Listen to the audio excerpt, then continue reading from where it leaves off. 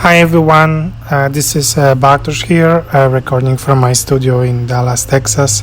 I want to show you today a part of the painting process that I've been working on last month or so. The painting you see in this video is now completed and it's hanging in my studio right now. I have a lot of footage from the making of this painting, and I want to make one day a video from the very beginning of the process when I prepare for the painting until it is finished. I hope you are all staying at home, and I hope you are healthy. Join me today in this painting session. I hope it's gonna be relaxing. I also want to thank you to all of you who watched my videos and recently subscribed to my channel. I made a video in which I show you how I started to paint this painting using a squeegee. So if you are interested in watching it first, I will link it in the video and description. Now enjoy the video and let me know in the comment section your thoughts about my process.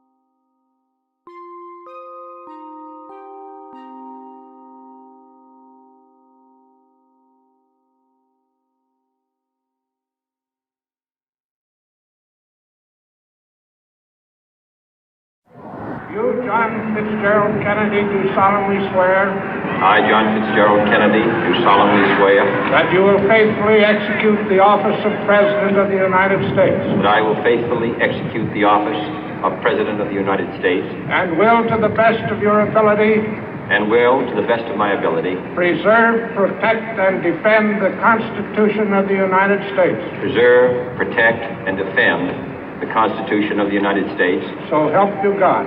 So help me God.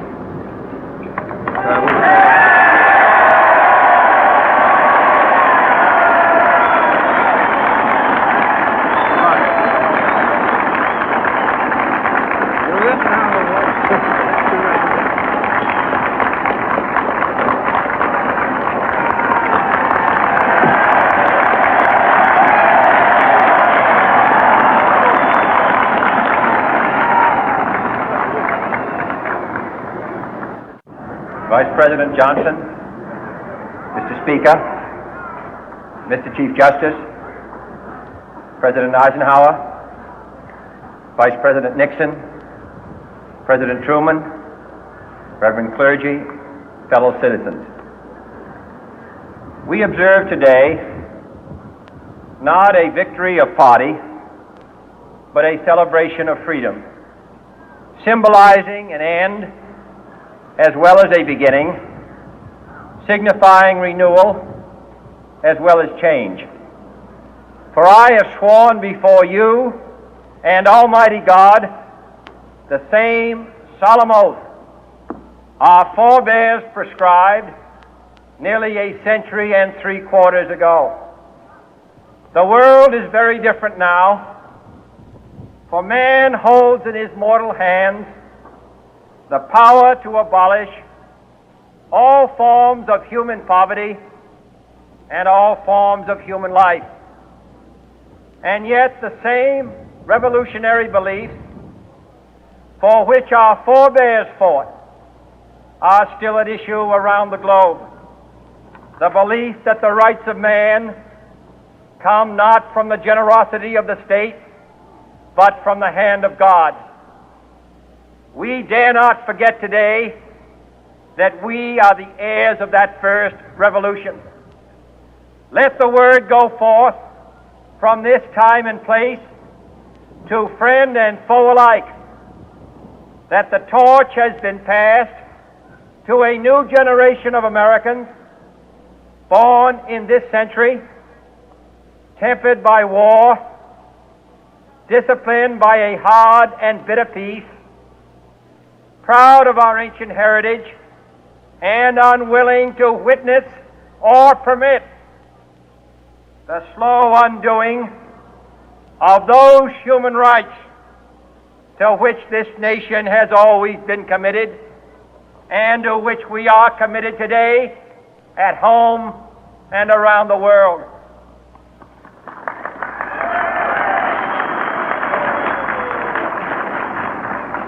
Let every nation know, whether it wishes us well or ill, that we shall pay any price, bear any burden, meet any hardship, support any friend, oppose any foe to assure the survival and the success of liberty.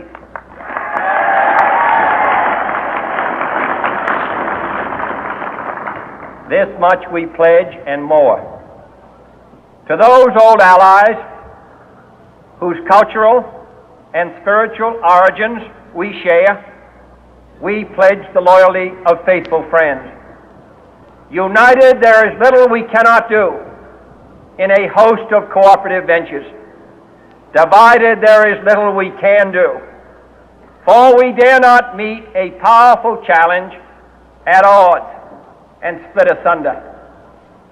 To those new states whom we welcome to the ranks of the free, we pledge our word that one form of colonial control shall not have passed away merely to be replaced by a far more iron tyranny. We shall not always expect to find them supporting our view, but we shall always hope to find them strongly supporting their own freedom, and to remember that in the past, those who foolishly sought power by riding the back of the tiger ended up inside.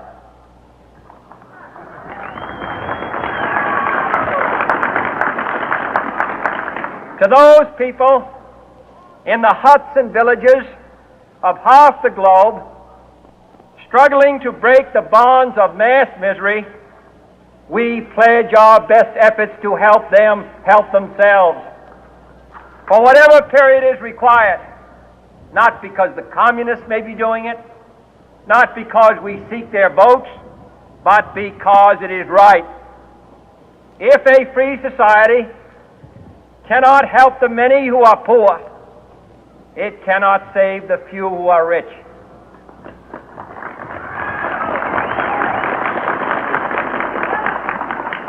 To our sister republics south of our border, we offer a special pledge to convert our good words into good deeds, in a new alliance for progress, to assist free men and free governments in casting off the chains of poverty. But this peaceful revolution of hope cannot become the prey of hostile powers. Let all our neighbors know that we shall join with them to oppose aggression or subversion anywhere in the Americas. And let every other power know that this hemisphere intends to remain the master of its own house.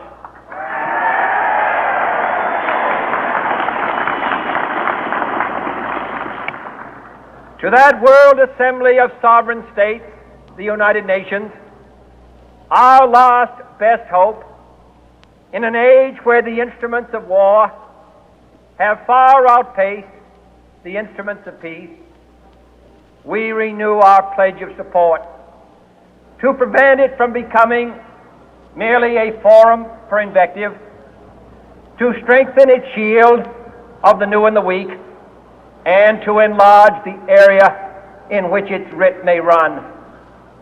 Finally, to those nations who would make themselves our adversary, we offer not a pledge, but a request that both sides begin anew the quest for peace. Before the dark powers of destruction, unleashed by science, engulf all humanity in planned or accidental self-destruction. We dare not tempt them with weakness, for only when our arms are sufficient beyond doubt can we be certain beyond doubt that they will never be employed.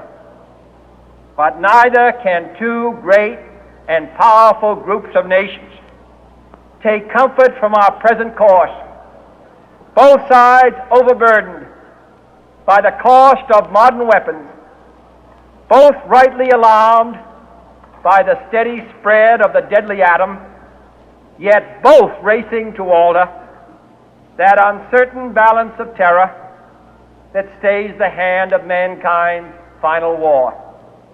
So let us begin anew, remembering on both sides that civility is not a sign of weakness, and sincerity is always subject to proof. Let us never negotiate out of fear, but let us never fear to negotiate.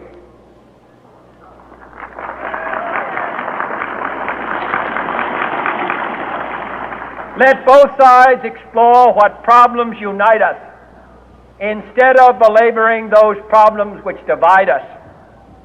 Let both sides, for the first time, formulate serious and precise proposals for the inspection and control of arms, and bring the absolute power to destroy other nations under the absolute control of all nations.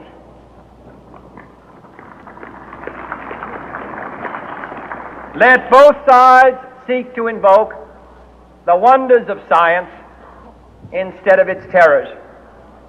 Together, let us explore the stars, conquer the deserts, eradicate disease, tap the ocean depth, and encourage the arts and commerce.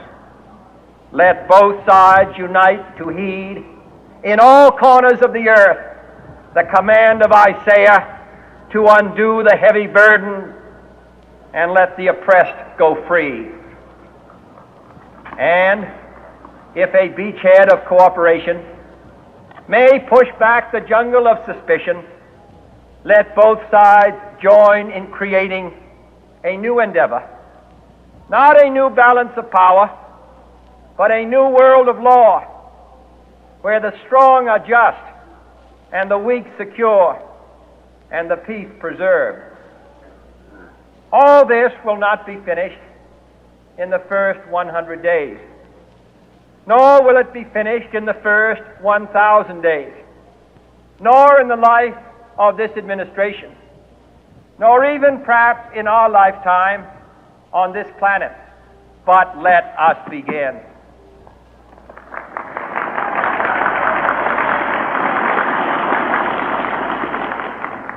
In your hands, my fellow citizens, more than mine, will rest the final success or failure of our course. Since this country was founded, each generation of Americans has been summoned to give testimony to its national loyalty. The graves of young Americans who answered the call to service surround the globe. Now the trumpet summons us again, not as a call to bear arms, though arms we need, not as a call to battle, though in battle we are, but a call to bear the burden of a long twilight struggle, year in and year out, rejoicing in hope, patient in tribulation, a struggle against the common enemies of man, tyranny, poverty, disease, and war itself. Can we forge against these enemies a grand and global alliance, north and south, east and west, that can assure a more fruitful life for all mankind? Will you join in that historic effort?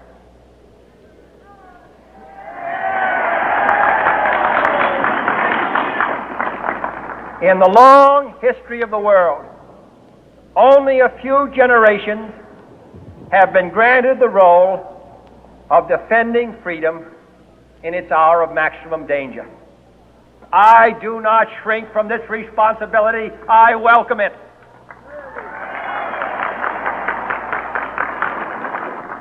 I do not believe that any of us would exchange places with any other people or any other generation. The energy, the faith, the devotion which we bring to this endeavor will light our country and all who serve it. And the glow from that fire can truly light the world. And so, my fellow Americans, ask not what your country can do for you. Ask what you can do for your country.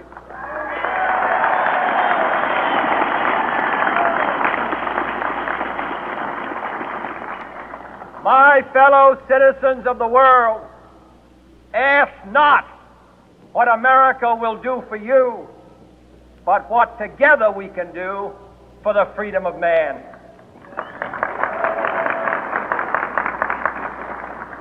Finally, whether you are citizens of America or citizens of the world, ask of us here the same high standards of strength and sacrifice which we ask of you. With a good conscience, our only sure reward, with history the final judge of our deeds, let us go forth to lead the land we love, asking His blessing and His help, but knowing that here on earth, God's work must truly be our own.